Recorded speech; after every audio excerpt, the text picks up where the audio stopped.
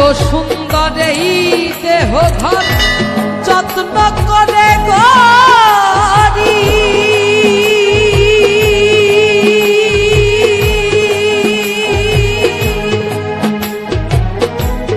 একদিন পাখি উড়ে যাবে তাহার আপন বাড়ি।